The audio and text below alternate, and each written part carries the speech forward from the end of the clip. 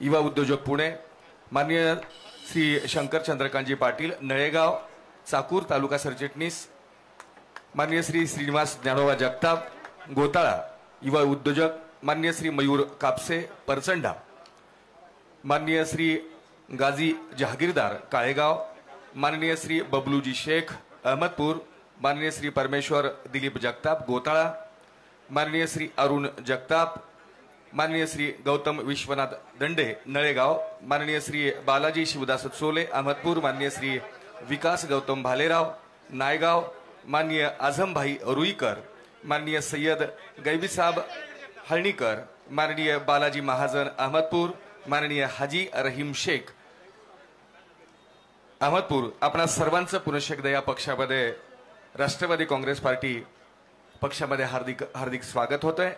आदरणीय दादांनी रोजगार सेवक म्हणून या ठिकाणी 8,000 पगार केल्याबद्दल या संघटनेचे अध्यक्ष माननीय व्यंकटरावजी मुळे यांच्या वतीने आदरणीय दादांचं या ठिकाणी आभार व्यक्त करण्यात आलेला आहे। पोलीस पाटील संघटनेच्या वतीनेही या ठिकाणी मानधनात वाढ केल्याबद्दल माननीय संग्रामजी बरुरे यांच्याही वतीने आदरणीय अजितदादा पवार साहेबांचं या ठिकाणी हार्दिक हार्दिक स्वागत केलेलं आहे। बबलू शेख परमेश्वर दिलीप जगताप सन्माननीय अरुण जगताप गौतम विश्वनाथ दंडे बालाजी शिवदास सोले विकास गौतम भालेराव आझमभाई रुईकर सय्यद गैबीसाब हळणीकर बालाजी महाजन अहमदपूर आणि हाजी रहीम शेख या सर्वांचा पक्षीय प्रवेश या ठिकाणी होत आहे। या सर्व कार्यकर्त्यांचं एकदा आपण जोरदार टाळ्यामध्ये आपण त्यांचं पक्षामध्ये स्वागत करूयात। पक्ष आणि संघटना या ठिकाणी या सर्व दादांच्या हस्ते या ठिकाणी प्रवेश झालेला आहे आणि काही निवेदनही या ठिकाणी स्वीकारण्यात येत आहे। यानंतर मी विनंती करणार आहे महाराष्ट्र राज्याचे सन्माननीय उपमुख्यमंत्री महाराष्ट्र राज्याचे अर्थमंत्री सन्माननीय अजितदादा पवार साहेब यांना मी विनंती करणार आहे की या शेतकरी मेळाव्याच्या संदर्भामध्ये आपण यावं आणि या विराट अशा जनसमूहाशी आपण संभाषण साधावं आपलं मार्गदर्शन करावं। महाराष्ट्र राज्याचे सन्माननीय उपमुख्यमंत्री माननीय अजितदादा पवार साहेब यांना विनंती करतो की या विशाल जनसमुदायास या शेतकरी मेळाव्यास या लाडक्या बहिणीस आपण अनंत योजना या सरकारमध्ये राहून एक विकासाचा परिपाक प्रत्येक काम कसं करावं शिस्तबद्ध कसं असावं याचं आपण उत्तुंग व्यक्तिमत्व आदरणीय अजितदादा पवार साहेबांना विनंती करतो की आपण या शेतकरी मेळाव्याला मार्गदर्शन करावं। आदरणीय अजितदादा पवार साहेब उपमुख्यमंत्री महाराष्ट्र राज्य। सुरुवातीला सर्वांना नमस्कार करतो। आजच्या या कार्यक्रमाला उपस्थित असणारे माजी मंत्री बाळासाहेब जाधव मंत्रिमंडळातील माझे सहकारी संजय बनसोडे विधिमंडळातील माझे सहकारी विक्रम काळे आपले लोकप्रिय आमदार बाबासाहेब पाटील युवकांचे राज्याचे अध्यक्ष सूरज चव्हाण जिल्ह्याचे राष्ट्रवादी काँग्रेस पक्षाचे अध्यक्ष डॉक्टर अफसर शेख ॲडव्होकेट व्यंकटराव बेंद्रे मीनाक्षीताई शिंगडे शिवाजीराव देशमुख शिवाजीराव काळे प्रशांत पाटील बबनराव भोसले शिवानंद तात्या हेंगणे मनचक्राव पाटील सूरज पाटील साहेबराव जाधव शिवाजीराव खांडेकर मिलिंदराव महालिंगे यशवंतराव जाधव राहुल सुरवसे गंगाधर अक्कनवर ॲडव्होकेट TN कांबळे सुलेमान शेख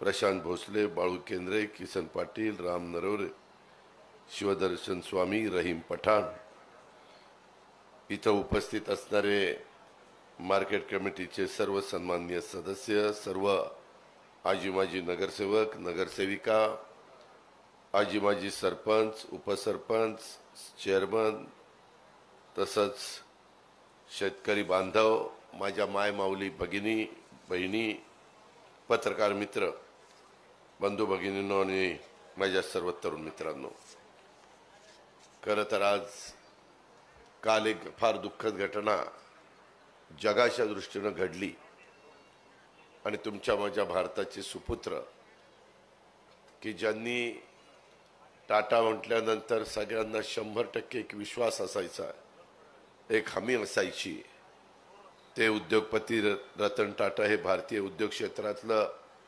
एक विश्वासार्ह आश्वासक अशा प्रकारचा हा चेहरा होता। टाटा उद्योग समूहाला आंतरराष्ट्रीय उंची, सन्मान, प्रतिष्ठा, विश्वासार्हता मिळवून देताना आपल्या भारत देशाचा गौरव वाढवण्याचं काम रतन टाटाजींनी मनापासून केलं। सचोटी प्रामाणिकपणाने उद्योग क्षेत्रात यश मिळवता येतं हे त्यांनी तमाम भारतीयांना दाखवून दिलं, सप्रमाण सिद्ध करून तेही आपण सगळ्यांनी त्यांचं पाहिलं। संकट काळात देशवासियांच्या मदतीला धावून येणारा, सामाजिक बांधिलकी जपणारा उद्योग समूह म्हणून टाटा उद्योग समूहाकडे देशभक्तीचं प्रतीक बनण्यात ते यशस्वी ठरले। सर्वसामान्य भारतीयांचं कारचं स्वप्न त्यांनी नॅनो कारच्या माध्यमातून पूर्ण केलं। टाटा उद्योग समूहाचे संस्थापक नुसेरवानजी जमशेदजी टाटा यांचा उद्योग, व्यापार, सामाजिक कार्य, देशभक्तीचा वारसा त्यांनी यशस्वीपणे पुढे नेला। प्रत्येक भारतीयाच्या मनात प्रेम, आदर, आपुलकीचं स्थान निर्माण करणाऱ्या रतन टाटा साहेबांचं कालच मुंबईमध्ये बीच कँडीला दुःखद निधन झालं। ही भारतीय उद्योग जगताची मोठी हानी आहे। टाटा परिवार रतन टाटा साहेबांच्या चाहत्यांच्या दुःखात आपण सगळेजण, मी स्वतः देखील, आपण सगळेजण सहभागी असून त्यांना आल्या आपण भावपूर्ण श्रद्धांजली वाहिलेली आहे। रतन टाटा साहेबांना सद्गती लाभो अशी प्रार्थना करतो आणि त्यांना पुन्हा एकदा भावपूर्ण श्रद्धांजली त्या ठिकाणी अर्पण करतो। मी मागे पण खरं तर आपल्या मतदारसंघामध्ये येऊन गेलेलो होतो। साधारण अनेक महाराष्ट्रातल्या विधानसभा मतदारसंघामध्ये जाण्याचा प्रयत्न मी अलीकडच्या काळामध्ये केला आहे। आपल्या अहमदपूर विधानसभा मतदारसंघातल्या कार्यक्रम मी बराच आधी घेतलेला होता, परंतु लवकरच आचारसंहिता असल्यामुळं अतिशय साधेपणाने हा सगळा कार्यक्रम करायचा आम्ही ठरवलं।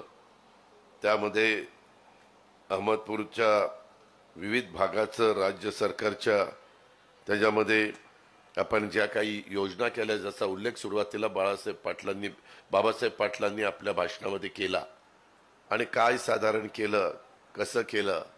अहमदपूरकरांनो, खरं तर आम्हाला 5 वर्षामध्ये 3च वर्ष काम करण्याची संधी मिळाली।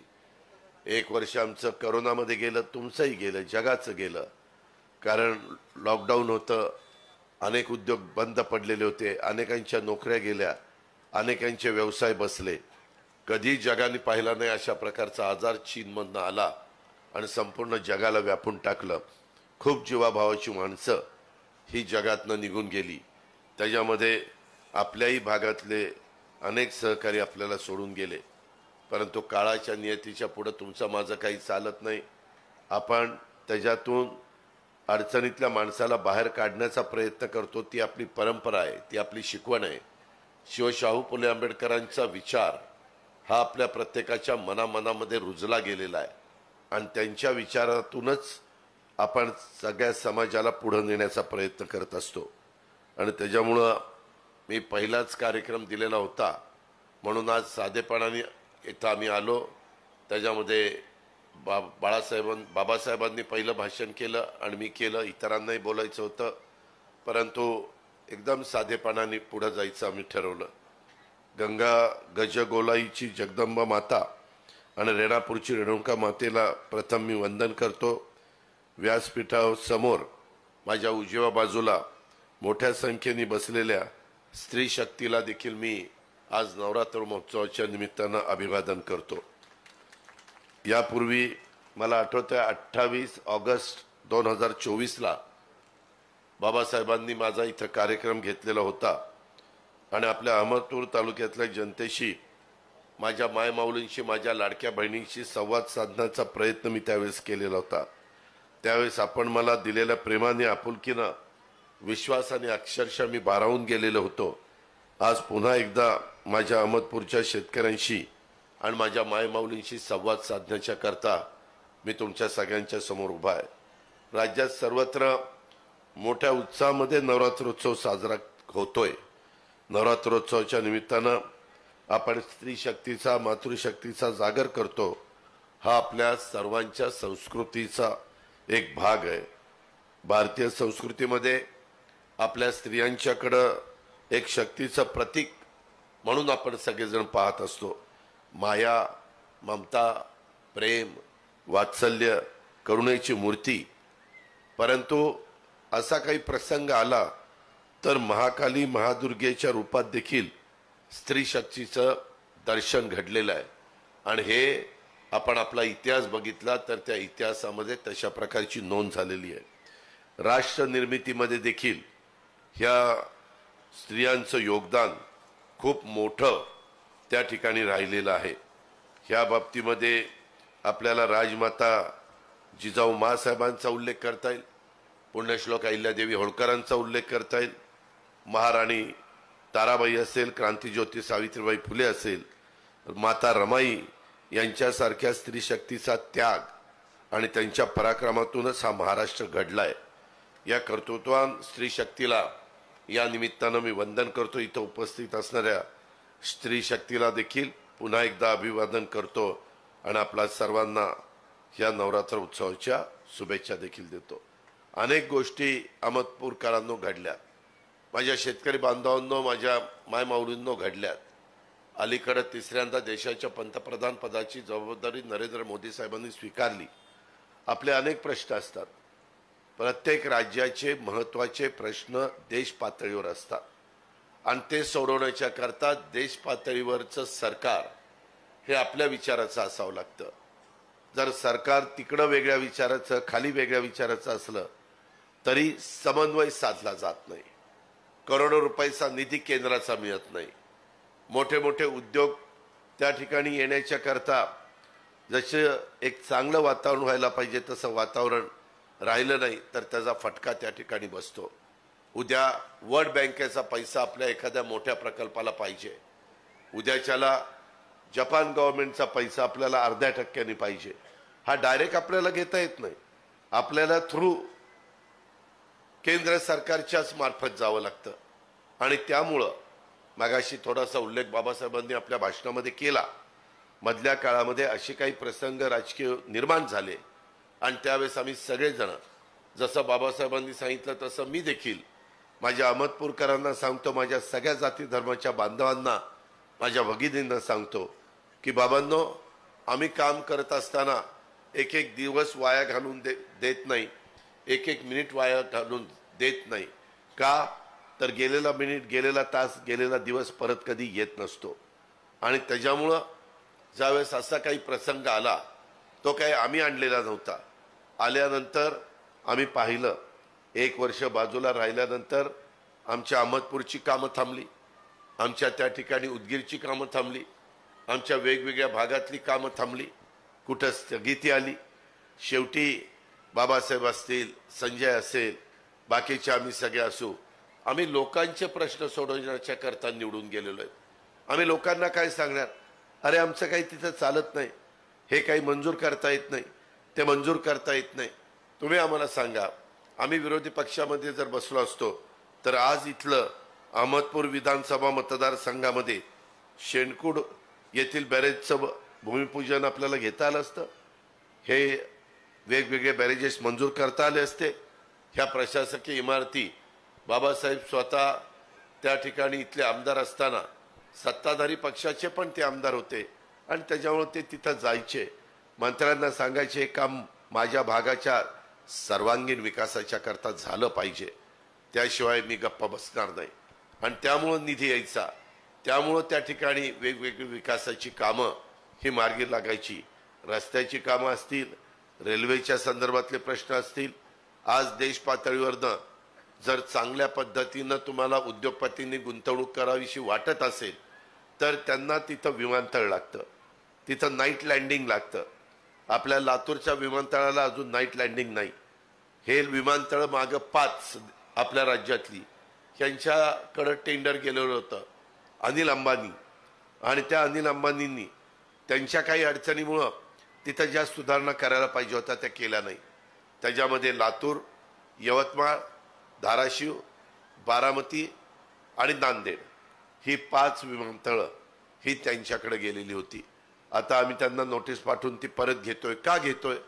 की त्याच्यामध्ये सगळ्या सुविधा आम्हाला करायच्या. त्या सुविधा केल्या तर एखादा उद्योगपती त्याला रात्री टेक ऑफ घ्यायचा असेल तरी घेऊ शकतो, तो सकाळी पहाटे देखील येऊ शकतो. त्याचा जर युनिट असेल तरी त्या युनिटमध्ये देखील तो वेळ देऊ शकतो. त्याच्यातनं स्थानिक लोकांना रोजगार मिळू शकतो, बेरोजगारांना काम त्या ठिकाणी मिळू शकतो. एक मोठा उद्योग आल्यानंतर छोटे 5, 50, 100, 200 छोटे छोटे उद्योग त्या ठिकाणी उभे राहू शकतात. आणि म्हणून ह्या सगळ्या गोष्टीचा विचार आम्ही सगळ्यांनी केला आणि त्याच्यातून तिसऱ्यांदा देशाचे पंतप्रधान, ठीक आहे, लोकसभेला घटनेचे शिल्पकार डॉक्टर बाबासाहेब आंबेडकरांनी संविधानाच्या माध्यमातून तुम्हाला मताचा जो अधिकार दिलेला आहे त्या अधिकाराचा वापर तुम्ही केला, त्याबद्दल आम्ही काही बोलणार नाही, तो तुमचा अधिकार आहे. परंतु आता येणाऱ्या विधानसभेच्या निवडणुकीमध्ये तरी तुम्ही या सगळ्या गोष्टीचा विचार करा ना. त्याची विनंती करण्याचा तर जरूर आम्हाला अधिकार आहे. जरूर आम्ही त्याबद्दल तुम्हाला तशा पद्धतीनं कुठली कामं आम्ही केलीत, उद्याच्याला कुठली कामं आम्ही करू पाहतोय, आपण राज्याला पुढं कसं नेऊ पाहतोय, केंद्र सरकारकडनं कशा पद्धतीचा निधी आपण आणू पाहतोय. आता देशाचे पंतप्रधान तिसऱ्यांदा नरेंद्र मोदी झाल्यानंतर 100 दिवसात पहिल्याच कॅबिनेटला ₹1,00,000 कोटी रुपयाचं बंदर हे पालघरला वाढवण म्हणून गाव आहेत समुद्राच्या कडेला तिथं आलेलं आहे. ₹1,00,000 कोटी अहमदपूरकर कशाला म्हणतात? आज त्याच्यातनं 10-12 लाख मुलांना मुलींना नोकऱ्या मिळणार आहेत. आज त्याच्यामुळे तिथं कार्गोचं आम्ही विमानतळ त्या ठिकाणी निर्माण करणार आहोत.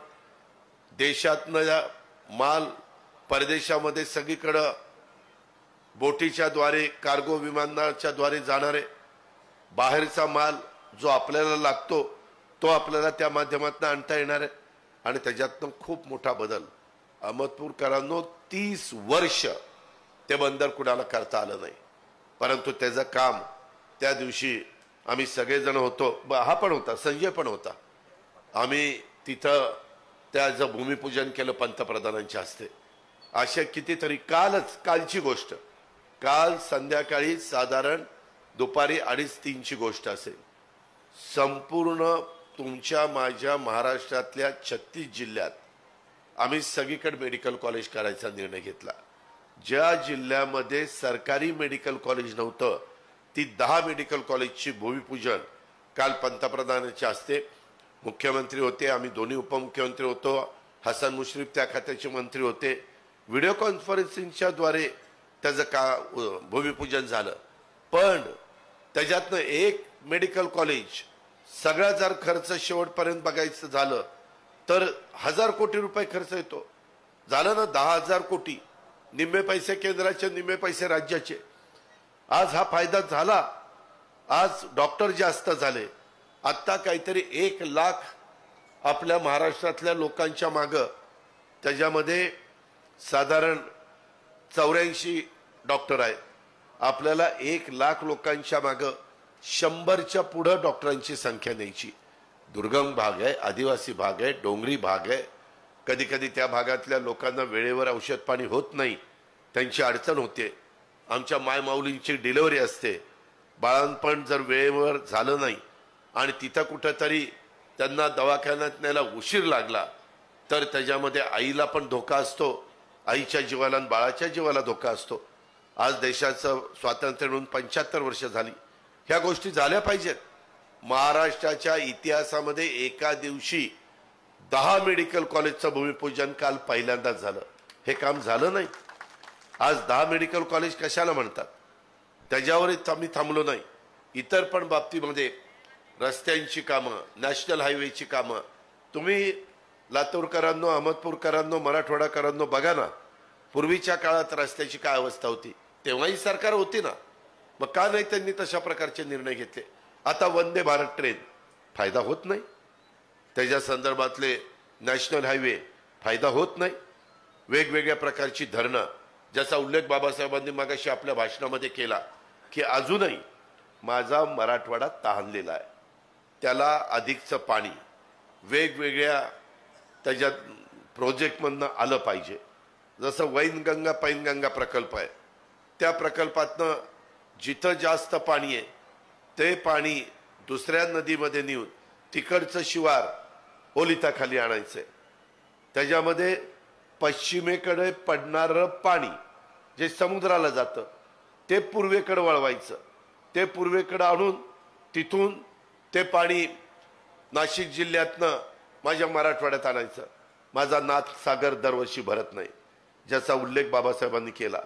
माझा इथला मांजरा असेल, माझा इथला निम्न तेरणा असेल, माझा सिद्धेश्वर असेल, त्याच्या संदर्भातलं कुठलाही धरण, येलदरी असेल, आपल्या इथलं धरण असेल, ह्या धरणामध्ये दरवर्षी पाऊस पडत नाही आणि भरत नाही. किती किंमत आपण मोजतो, काय आपली अवस्था होती.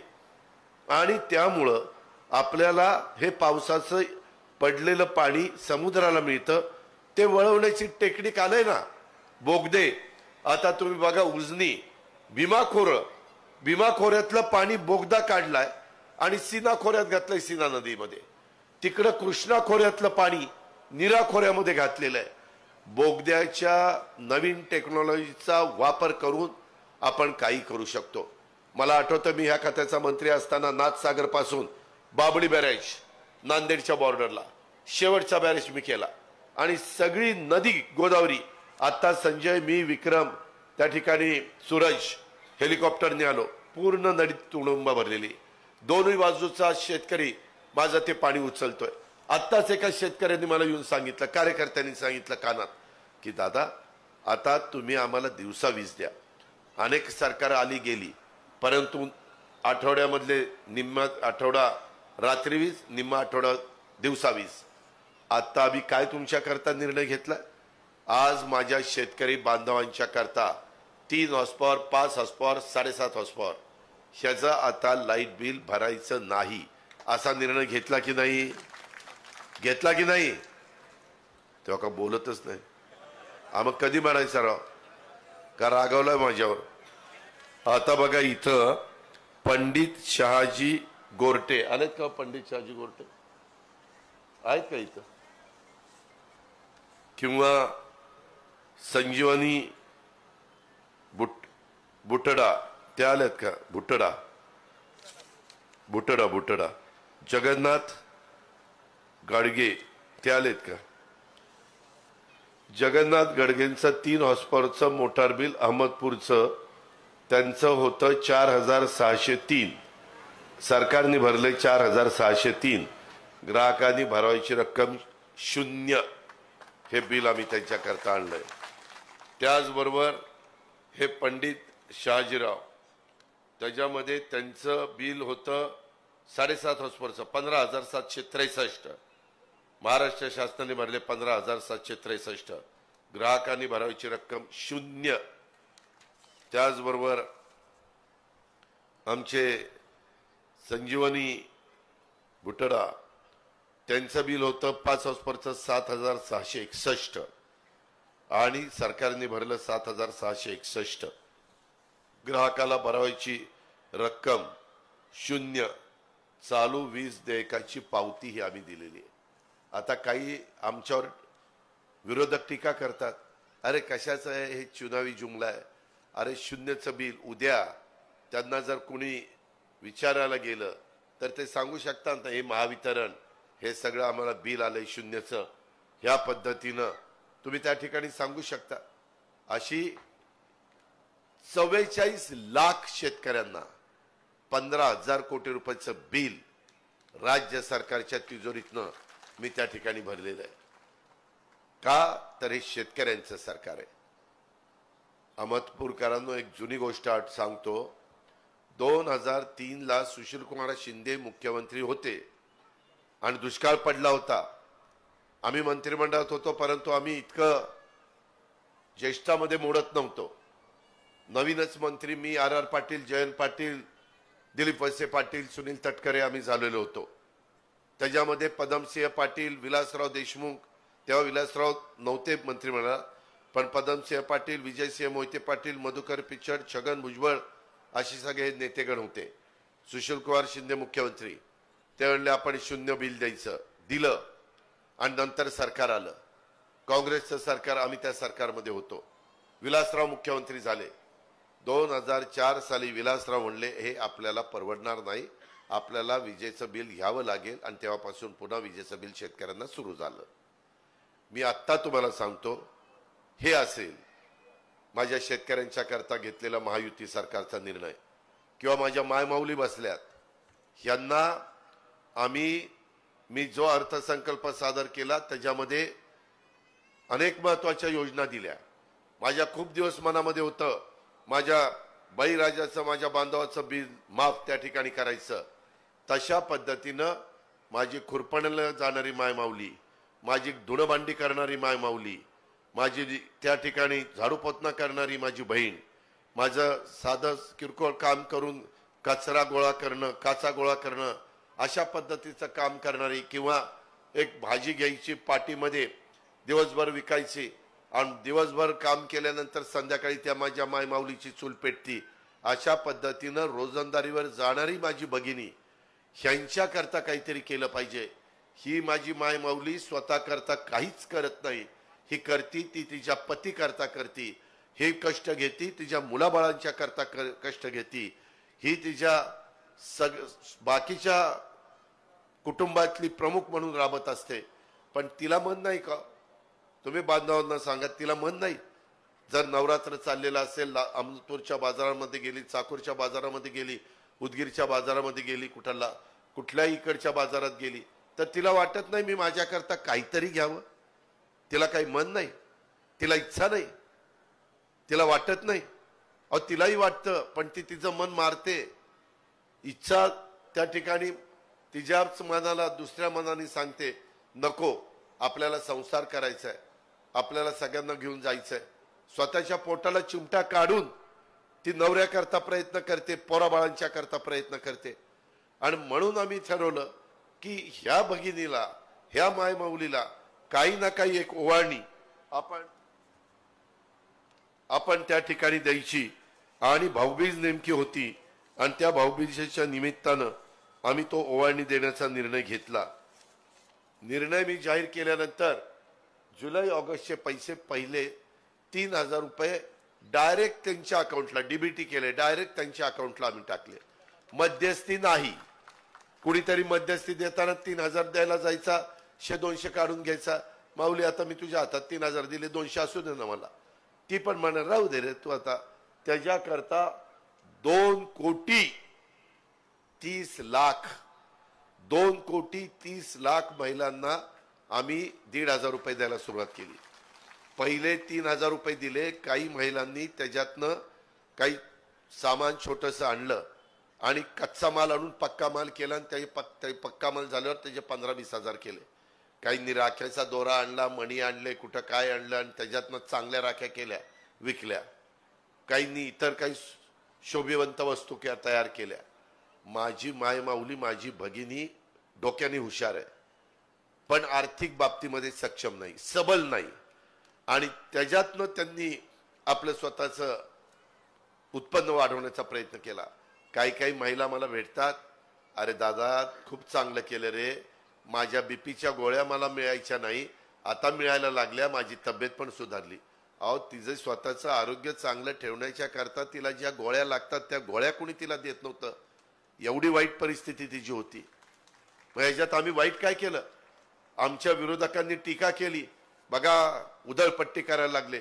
अरे गरीबाला 2 पैसे देणं काय उधळपट्टी आहे? देऊन किती दिले तर 1,500 रुपये महिना, आणि याला तुम्ही उधळपट्टी म्हणता? काही जण कोर्टात गेले काँग्रेसवाले आणि कोर्टाला सांगितले बंद करा. कोर्ट म्हणलं नाही, सरकारचा अधिकार आहे, सरकारने करावं. तिथं धुडकावलं. पुन्हा काहींना मध्ये एक त्यांचा माजी मंत्री म्हणला, आमचं सरकार आल्यानंतर माझी लाडकी बहीण योजना बंद करणार. का? तुझ्या का पोटात दुखते? तुला काय त्रास होतोय? आज जर माझी मायमाऊली एक समाधानी होत असेल, तिला जुलै ऑगस्टचे पैसे 3,000 दिले, सप्टेंबरचे पुन्हा 1,500 दिले, आता ऑक्टोबरचे पैसे 21 ते 65 वयोगटातल्या माझ्या मायमाऊलीला, त्यांना जवळपास आम्ही आता 3,000 रुपये दिले. मायमाऊलींनो 3,000 रुपये ऑक्टोबर नोव्हेंबरचे आले का हात वर करा. तेव्हा का बाबासाहेब एवढ्या महिलांना आलेत. माझे जसं संजय मंत्री आहे तसं आदिती तटकरे मंत्री आहे. ती त्या खात्यामध्ये बघते. मी तिला पैसे दिले आणि तिला म्हणलं वाट बाई, आणि तिनं ते प्रत्येकाच्या अकाउंटला पाठवले. मागच्या वेळेस पैसे दिले ते रक्षाबंधनाची ओवाळणी होती. ह्यावेळेस जे पैसे दिले 2 दिवसावर दसरा आलाय. दसऱ्यानंतर दिवाळी 20 दिवसांनी येते. दिवाळीची भाऊबीजेची ओवाळणी माझ्या मायमाऊलीनं माझ्या बहिणीला दिली. काय कुणाला वाईट वाटायचं कारण आहे? आम्ही विकास कामाला निधी कमी केलाय का? आज बॅरेजेसचे कामाचं त्या ठिकाणी भूमिपूजन करायचं होतं. आज इथली प्रशासकीय इमारतीचं उद्घाटन करायचं होतं. आज वेगवेगळ्या कामाचा शुभारंभ करायचा होता. काही कामं पूर्ण झाली त्याचे उद्घाटन. ह्याच्यात बिघडलं कुठं? पण काहींना बघवत नाही. अरे काही जण श्रीमंताच्या मुली तोंडात सोन्याचा चमचा तोंडात घेऊन जन्माला येतात. त्यांना काय करणार आहे 1,500 रुपयाची किंमत? जी गरीब आहे तिला ती कळती किंमत. जे काही शिलाई मशीन, कोण माझी भाजी विकणारी, फळं विकणारी महिला, ती त्याचं भांडवल म्हणून उपयोग करायला लागली. हे तर आम्हाला पाहिजे. तिच्या चेहऱ्यावर आता पहिल्यापेक्षा हसू दिसतं, आनंद दिसतो, उत्साही दिसते. ती डायरेक्ट आता तिचे पैसे स्वतः काढती. त्याच्यामध्ये मी तुम्हाला सांगतो, ते पैसे तुमच्या करतायत, तुम्ही वापरा. उद्याच्याला कोणतरी येईल की उसनं दे, त्याला म्हणो तू कधी ह्याच्या आधी उसनं दिलं का मला? आता मागतोय उसनं, आता माझं आहे, माझं मला करू दे ना. सरळ सांगा, काय बिघडत नाही. हा तुमचा हक्क आहे, हा तुमचा अधिकार आहे. आणि ह्या पद्धतीनं आम्ही मायमाऊलीला त्या ठिकाणी मदत करतोय. भावंडांनाही मदत करतोय. जे लाईटचं बिल दाखवलं 15,000 कोटी रुपये, काही कमी रक्कम नाही. त्याच्यामध्ये आता हेही ठरवलंय, तेही शेतकरी बांधवांना सांगतो, साधारण आपल्या इथली महाराष्ट्रातली 35 ते 36 हजार एकर जमीन सगळ्या कलेक्टरांना, विभागीय आयुक्तांना सांगितलं. बॅरन लँड आपली सरकारची कुठं कुठं आहे, जिथं झाडं नाही काही नाही. आता 4 एकर जमिनीवर पॅनल बसवले, सूर्यप्रकाश त्याच्यावर पडून वीज तयार होते. त्याच्यातून आपल्याला 9,000 मेगावॉट वीज निर्माण होणार आहे. आणि आपल्या शेतकऱ्याला एक 60 महिन्यातच आम्ही निर्णय घेतलाय, मुख्यमंत्र्यांनी, दोन्ही उपमुख्यमंत्र्यांनी, मंत्रिमंडळाने, की ती वीज सुरू झाली. ऑलरेडी कामं जोरात सुरू झाली. आम्हाला ती वीज 3 रुपये युनिट मिळते. आता शेतकऱ्याला देणारी वीज आम्हाला त्यांच्यापर्यंत पोहोचवायला 6-7 रुपये खर्च येतो. आम्ही सवलत देतो ती गोष्ट वेगळी. तशा पद्धतीनं आता ती वीज आपल्याला 3 रुपयांनी मिळणार. दिवस उजाडला, तुमचा शेतीपंप चालू. दिवस मावळला, शेतीपंप बंद. उठायचं, घरी जायचं, बायका पोरात राहायचं, तिथं झोपायचं, जेवायचं, गप्पा मारायच्या. रात्री अपरात्री विंचू, काट्याचं, बिबट्या, काही कसले प्राणी, काही ठिकाणी बिबटे येतात, काही ठिकाणी हत्ती येतात, काही ठिकाणी रानगवी येत आहेत, काही ठिकाणी त्या नीलगाई येत आहेत, खूप काही येत आहे. लोकांना त्याचा त्रास होता कामा नये. ह्या पद्धतीचा निर्णय ह्या महायुतीच्या सरकारने घेतलेला आहे. त्याकरता आपण पुढच्या वेळेस ते करतोय. तुम्ही म्हणाल मग आता हे काय करायचं? ह्या योजना तुम्हाला दिलेली ही माझी लाडकी बहीण योजना, 3 गॅस सिलेंडर वर्षाला फ्रीची योजना, तुमच्या गरीबाच्या मुली कॉलेजचे शिक्षण त्यांना मोफत देण्याची योजना, गरीबाच्या, मी पुन्हा शब्द वापरतोय, गरीबाच्या, की ज्याच्या आई वडिलांचं उत्पन्नच नाही त्या मुलीला तर शिकायचंय. आणि हे करताना माझ्या बांधवांच्या करता जात पात धर्म भेदभाव काही केला नाही. माझ्या मायमाऊलींच्या करता जातीचा पातीचा नात्याचा गोत्याचा विचार काही केला नाही. सगळ्या जाती धर्माला हे आम्ही योजना आणलेल्या आहेत. ह्या योजना पुढे चालू ठेवायच्या असतील तर ते तुमच्या हातात आहे. तुम्ही म्हणाल कसं? ते असं की येणाऱ्या विधानसभेच्या निवडणुकीत आमच्या महायुतीच्या सरकारच्या काही वेगवेगळ्या 3 खूण आहेत. त्याच्यामध्ये अहमदपूरला घड्याळाची खूण आहे. घड्याळाच्या शेजारचं बटन दाबलं की ह्या योजना पुढे 5 वर्ष चालू. मायमाऊलींनी बांधवांनी ठरवायचंय ह्या योजना चालू ठेवायच्या का पुढे बंद करायच्या. मी आज सांगतोय, अनेक वर्ष अर्थमंत्री तुम्ही मला केलं, महायुतीचं सरकार आणायला तुम्ही मला मदत करा, मुख्यमंत्री उपमुख्यमंत्र्यांना मदत करा. त्यामध्ये आम्ही पुढं 5 वर्ष त्या योजना चालू ठेवण्याचा शब्द मी आपल्याला देतो. हा अजित पवारचा वादा आहे. मी शब्दाचा पक्का आहे. मी 10 विचार करतो आणि मग शब्द देतो. त्यामुळं हे आम्ही आता 1 ऑक्टोबर पासून माझ्या गाईचा व्यवसाय करणाऱ्या शेतकऱ्याला लिटरला 7 रुपये अनुदान जास्त सुरू केलंय. इतके दिवस 5 होतं. 28 रुपये तुम्हाला डेअरी देते, 7 रुपये सरकार देत आहे, 35 रुपये माझ्या गाईच्या दुधाला मिळायला लागले. एक चांगला निर्णय झाला, शेतकऱ्यांना परवडायला लागलं. आम्ही मोदी साहेबांना अमित शहाना सांगितलं, लोकसभेला फटका बसलाय, आता आपल्याला कांदा निर्यात बंदी उठवायची. कांदा निर्यात बंदी उठवली. कांद्याचे भाव आता चांगले झालेत, माझ्या शेतकऱ्याला परवडायला लागले. तांदूळ निर्यात बंदी उठवली, तांदळाचे भाव देखील माझ्या शेतकऱ्याला परवडायला लागले. ग्राहक आणि उत्पादक हा दोन्ही आम्हाला सांभाळायचा आहे. सोयाबीन आणि कापूस गेल्या वर्षी दर कमी होते, आम्ही त्यांना हेक्टरी 5-5 हजार रुपयाचं वाटप केलं. बहुतेकांना ते पैसे मिळाले. ह्या पद्धतीनं आम्ही वागतोय. तुम्हाला आश्चर्य वाटेल, बाबासाहेब, संजय, बाळासाहेब, आमचे विक्रम, तुम्हाला सगळ्यांना सांगायचंय की जवळपास शेतकरी कुटुंबामध्ये आम्ही वर्षाला 75,000 रुपये तुम्हाला देतोय. 75,000. तुम्ही म्हणाल कसं? असं की 2 महिला घरात असल्या, 2 महिला असतातच, त्यांचे 18 दुने 36,000 रुपये येत आहेत. त्याच्यानंतर तुम्ही शेतकरी म्हणून तुम्हाला 12,000 रुपये मिळतात. 36 आणि 12 48. त्याच्यामध्ये लाईट बिल तुमचं माफ केलेलं आहे. तुम्ही शेतकरी असल्या तर विहीर काहीतरी असतंच. लाईट बिलाचा तुमचा खर्च 20,000 रुपये वाचवलेला आहे. म्हणजे 48 आणि 20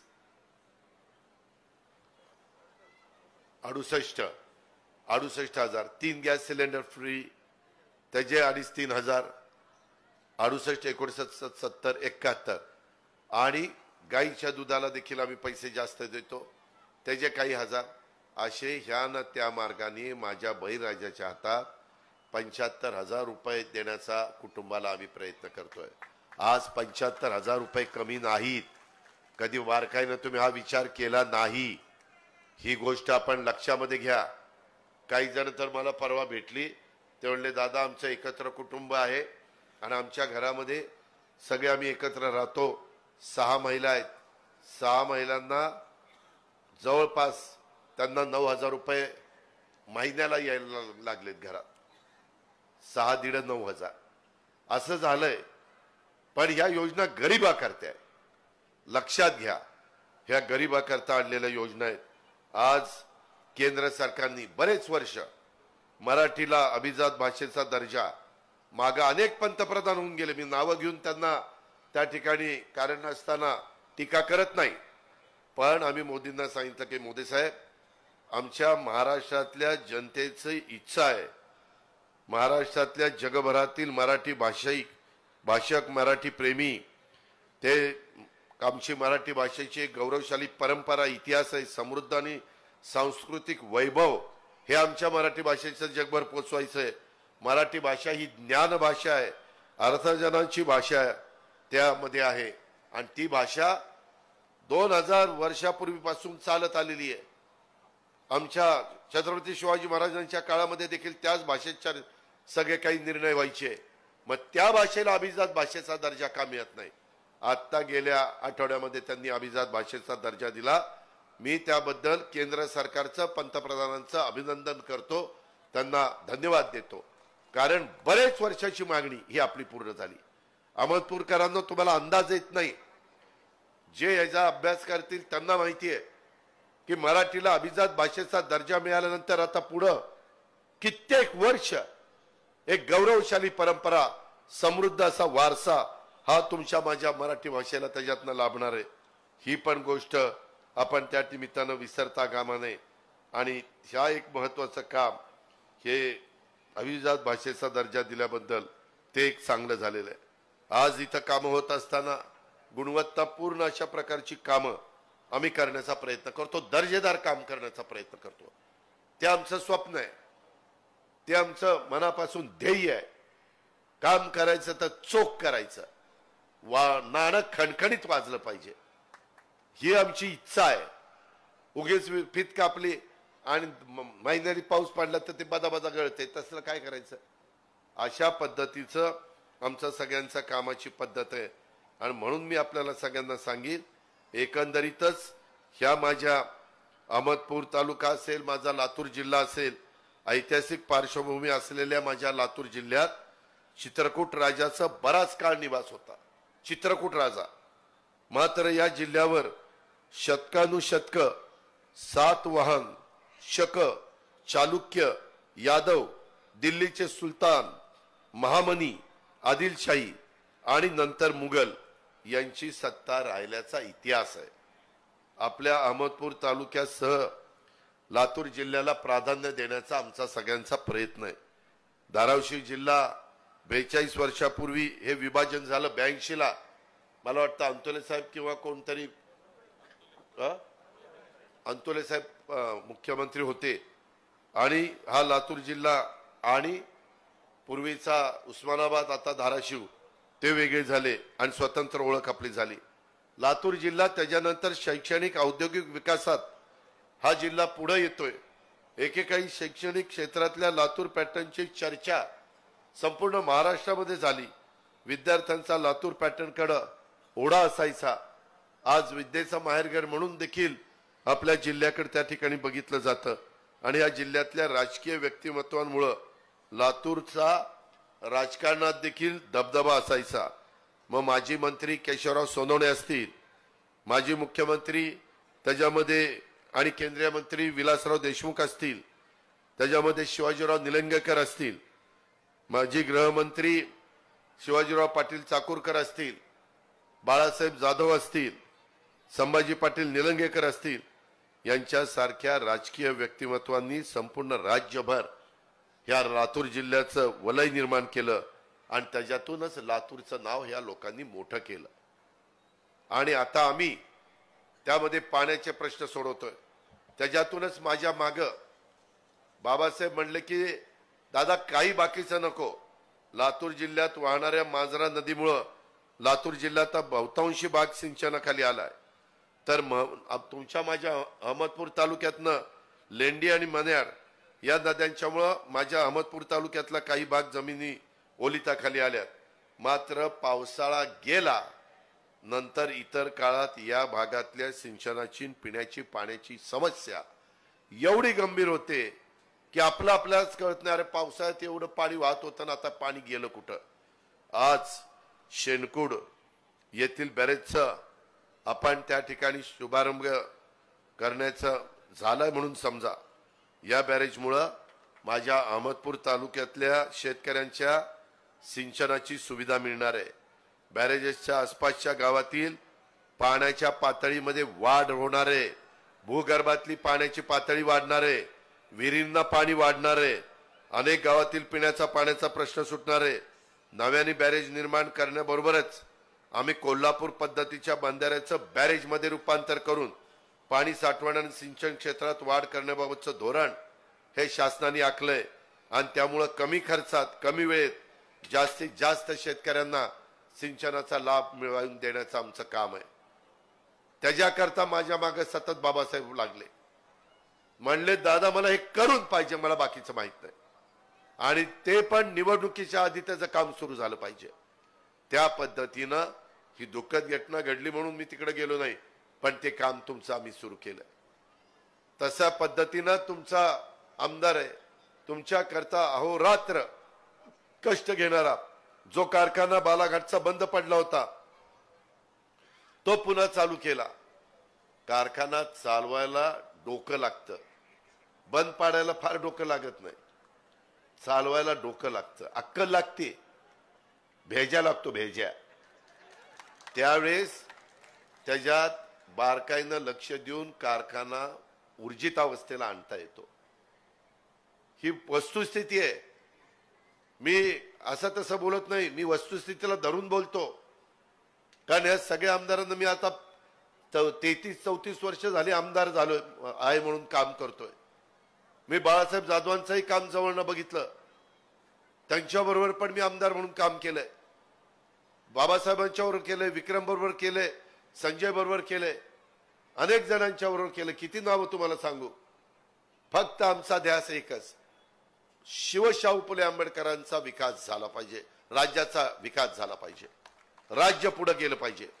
महाराजांनी जसं 18 पगड जाती 12 बलुतेदारांना घेऊन हिंदवी स्वराज्याची स्थापना केली, तसं आम्हाला देखील जाती जातीमध्ये सलोखा ठेवायचा आहे, अंतर पाडायचं नाही. त्यामुळं कधी माझ्याकडं कोणी तेढ निर्माण करणारी वक्तव्य केली तर त्याचा निषेध मी केला. भाषणामध्ये मुख्यमंत्री उपमुख्यमंत्र्यांच्या साक्षीने केला. ही गोष्ट तुम्ही लक्षात घ्या. त्याच्यामध्ये आज एकंदरीतच अल्पसंख्याकांच्या बद्दल तुम्ही कुणालाही विचारा, 35 वर्षात माझ्या काम करताना कधी मी अल्पसंख्याक समाजाला दुखावलं का? त्यांचे शादीखाने असतील, त्यांच्याकरता उर्दू शाळा असतील, त्यांच्याकरता दफनभूमी असेल, त्या दफनभूमीला वॉल कंपाऊंड करण्याचं काम असेल, त्यांच्या इतर वक्फ बोर्डाच्या संदर्भातले काही प्रश्न असतील, वक्फ बोर्डाच्या जमिनीच्या संदर्भातले काही प्रश्न असतील, ते आपण सोडवण्याचा प्रयत्न केला. यंदा मी जे राष्ट्रवादी काँग्रेस पक्ष घड्याळ, त्या घड्याळाच्या माध्यमातून जे काही आम्ही उमेदवार देणार आहोत, आज मी अहमदपूरकरांना सांगतो, ते एकूण उमेदवार जितके दिले जातील त्याच्यातल्या 10% जागा माझ्या पक्षाच्या अल्पसंख्याक उमेदवाराला असते. मी त्या बाबतीमध्ये पक्षाची वाटचाल करत असताना त्यामध्ये डॉक्टर अफसर शेख यांची जिल्हाध्यक्ष म्हणून लातूरला निवड केली, नाझीर काझी यांची निवड मी आपल्या बुलढाण्याला केली, परभणीला मी बाबाजानींची त्या ठिकाणी नेमणूक केली, त्यानंतर मला सोडून गेले ती गोष्ट वेगळी, तो त्यांचा अधिकार आहे. वाशिमला मी पुंजारी साहेबांची नेमणूक केली. किती लोकांची नावं सांगू. आम्ही सगळ्यांना बरोबर घेऊन जातो. तुम्ही असं म्हणू नका की कुठंतरी आपल्यावर अन्याय होईल. अरे आम्ही तिथं असताना आम्ही नाही ना अन्याय होऊन देणार. तुम्ही का घाबरता? तुम्ही का मनामध्ये वेगळी भावना आणता? आम्ही आता मौलाना आझाद आर्थिक विकास महामंडळाला अध्यक्ष म्हणून अंतुले साहेब होते, वर्ष 1.5 वर्षाचे मुख्यमंत्री होते, पण आज पण त्यांनी योजना सुरू केली. संजय गांधी निराधार आज देखील राज्यामध्ये योजना चालली. असा तो नेता होता. त्यांचे चिरंजीव नाही, त्यांचे जावई मुश्ताक अंतुले, त्यांची मी परवा मौलाना आझाद आर्थिक विकास महामंडळाचे अध्यक्ष म्हणून नेमणूक केली. त्यांना सांगितलं की त्याच्यातनं माझ्या मुस्लिम समाजाच्या मुलाला स्वतःच्या पायावर उभं राहण्याच्या करता हे करा. परदेशी शिष्यवृत्ती मुस्लिम समाजाच्या मुलींना नव्हती, ती आपण सुरू केली. गेल्या वर्षी मी सुरू केली. त्याच्यामध्ये ह्या सगळ्या गोष्टी. आणि तुम्हाला माहिती नाही मित्रांनो, आम्ही आमच्या एकंदरीत कारकिर्दीमध्ये काम करत असताना वेगवेगळ्या पद्धतीनं आदिवासी समाजाच्या करता टार्टी संस्था काढली. मातंग समाज म्हणायचा आम्हाला बार्टीत नको, आमची वेगळी पाहिजे, त्यांना आरटी दिली. बाकीच्या मातंग समाज मागासवर्गीय समाजाला बार्टी संस्था काढली. मराठा आणि त्या संबंधित समाजाच्या करता सारथी काढली. इतर मागासवर्गीय भटके यांच्या करता महाज्योती काढली. आर्थिक मागास समाजाच्या करता अमृत संस्था काढली. बंजारा समाजाच्या करता वनआरटी काढली. आणि अल्पसंख्याक समाजाला देखील कधीही इतके वर्ष काँग्रेसचं राज्य होतं, कधी नाही दिलं. आम्ही अल्पसंख्याक संशोधन प्रशिक्षण केंद्र त्याच्याकरता मार्टी संस्था काढली. आम्ही काम केलं नाही, ह्या गोष्टी झाल्या नाही. शेवटी आम्हाला हे बोलवून सांगावं लागतंय. बाकीचे काही न करता मतं घेतात. आम्ही प्रत्येक समाजाच्या करता भांडतोय. आज देखील इथे येताना अनेक समाजाच्या करता वेगवेगळे मंडळ करण्याचं काम आज कॅबिनेटमध्ये आम्ही केलंय. उद्या तुम्हाला पेपरला त्या ठिकाणी वाचायला मिळेल. बहुतेक समाज आम्ही त्याच्यामध्ये कव्हर करण्याचा प्रयत्न केलेला आहे. ही पण गोष्ट आपण सगळ्यांनी ह्या सभेच्या निमित्तानं ध्यानामध्ये घेतली पाहिजे. एकंदरीतच आपला मानार असेल, तिरू नदी असेल, मला मागं जे बॅरेजमध्ये रूपांतर केलं त्याचे काही फोटो मला दाखवले. आणि त्याच्यातनं मला बाबासाहेब म्हणले दादा हे अजून वाढवलं पाहिजे. मग त्यांच्याकडेही वाढवलं, मंजुऱ्या दिल्या. तिकडं उदगीरला पण संजयकडे पण मंजुऱ्या दिल्या. ह्या पद्धतीनं आपलं सगळ्यांचं काम चाललेलं आहे. हे पण आपण लक्षामध्ये घ्या. त्याच्यामध्ये अंतेश्वर उच्च पातळी बंधारा ते ऊर्ध्वमानार प्रकल्प व ऊर्ध्वमानार प्रकल्प ते प्रस्तावित झरी बुद्रुक साठवण तलाव उपसा सिंचन योजना हे ह्याच्यामध्ये देखील मी सहकार्य करतो. काही काळजी करू नका. आता राज्य सरकारचा बोजा, लाईटचा बोजा तुम्हाला विजेचं बिल भरायला परवडत नाही म्हणून आम्ही आता तुम्हाला मोफत 3, 5, 7.5 केलं.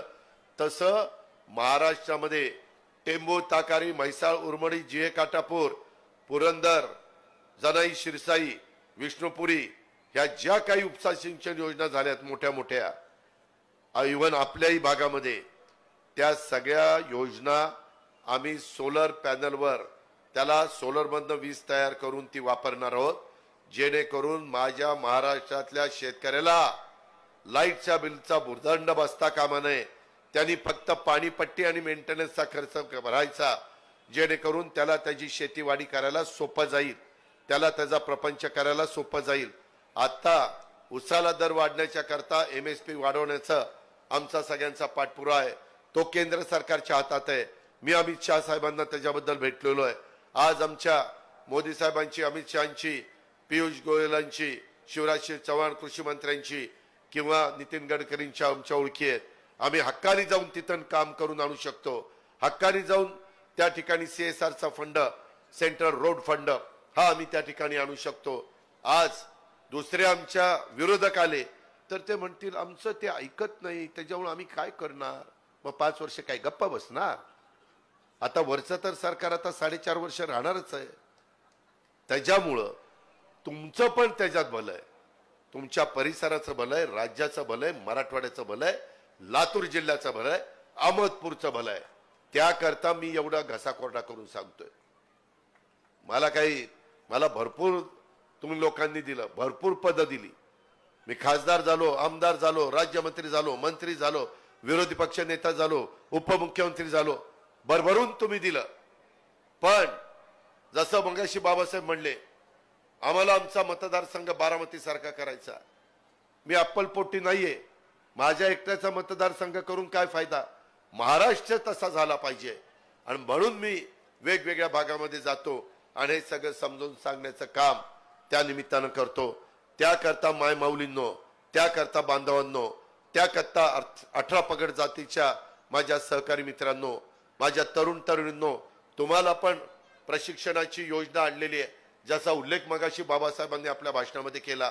6,000, 8,000, 10,000 रुपये महिन्याला आम्ही देतो. त्याच्यामध्ये तुम्ही शिका, तुम्ही ट्रेनिंग घ्या.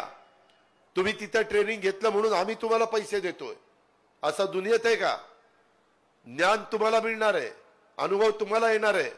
उद्याच्याला तुमचा तरुण मुलगा किंवा मुलगी एखाद्या ठिकाणी गेलं आणि सांगितलं ही माझी डिग्री, मला त्या ठिकाणी काम द्या, तो म्हणेल तुला अनुभव नाही, मी काम देऊ शकत नाही.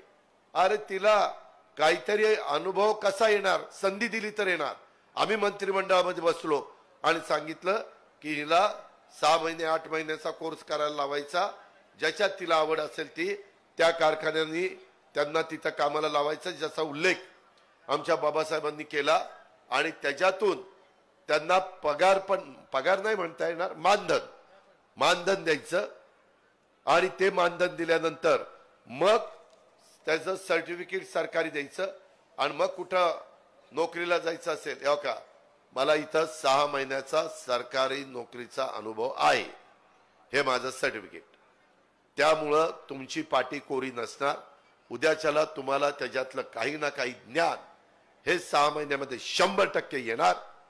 कारण तुम्हाला उद्या तुमचा प्रपंच, तुमचं जीवन तुमच्यावर सगळं अवलंबून आहे. ह्याच्यातून ह्या तरुण तरुणींच्या करता दरवर्षी 10 लाख मुला मुलींना आम्ही हे प्रशिक्षण देण्याचा कार्यक्रम आणलेला आहे. मी आज तुम्हाला सांगतो आमच्यावर खोटं बोलले हे संविधान बदलणार, घटना बदलणार, हे त्या ठिकाणी कायदा बदलणार, हे त्या ठिकाणी आरक्षण काढून घेणार. अरे कुणी सांगितलं. आता परवा काल का परवाच हरियाणाचे इलेक्शन झाल्या, हे काँग्रेसवाले आत्ता आलोच निवडून यायच्या आधी ही मुख्यमंत्री ह्याच्याकडे हे खातं, त्याच्याकडे ते खातं, त्याच्याकडे ते खातं, त्याच्याकडे ते खातं. आणि जेव्हा निकाल लागला पडली बदा बदा बदा. काय झालं? असं कुठं असतं? गुडघ्याला बाशिंग बांधून फिरायचं असतं? अरे यांचा विश्वास जोपर्यंत आम्ही संपादन करू शकत नाही तोपर्यंत आम्ही तिथं बसूच शकत नाही. म्हणून तर यांना विनंती करायला आलोय, म्हणून तर यांना समजावून सांगायला आलोय. ही गोष्ट अहमदपूरकरांनो लक्षात घ्या. बाकीचे पुढारी निव्वळ वेगवेगळे स्वतःचा स्वार्थ साधतायत. मला माझा स्वार्थ साधायचा नाही. माझ्या राष्ट्रवादीला, माझ्या घड्याला आमचा कुठला स्वार्थ साधायचा नाही. आम्हाला समाजाचं भलं करायचंय, शिवशाहू फुले आंबेडकरांच्या विचारधारेने पुढे न्यायचंय. ते नेण्याच्या करता ती आपण करू शकता. ती जबरदस्त ताकद तुमच्या हातामध्ये आहे. आणि तुमचं बोट जे कुठलं बटन दाबेल ते उद्याच्याला निवडून येणार आहेत. आम्ही हे सगळं तुमच्या करता करतोय. आम्हाला हे पुढे तुमच्या करता करायचंय. ह्याचं सातत्य आम्हाला टिकवायचंय. त्याकरता तुम्ही घड्याळाच्या शेजारचं बटन उद्याच्या काळामध्ये दाबावं हीच आग्रहाची, नम्रतेची, कळकळीची विनंती करतो. आणि पुन्हा एकदा ह्या अहमदपूर आणि ह्या विधानसभा मतदारसंघाचा सर्वांगीण विकास बाबासाहेबांच्या रूपाने त्या ठिकाणी करून घ्यावा अशी आग्रहाची, नम्रतेची, कळकळीची विनंती करतो. माझ्या माय माऊली, माझे बांधव एवढ्या मोठ्या संख्येने आले त्याबद्दल सर्वांना सलाम, धन्यवाद. जय हिंद, जय महाराष्ट्र. धन्यवाद दादा. आपण आपल्या मार्गदर्शनामधून विविध योजना ज्याचा विकास केला त्याचीही आपण या ठिकाणी बिरदावली, या ठिकाणी सांगितली. यानंतर आभार. शिवानंद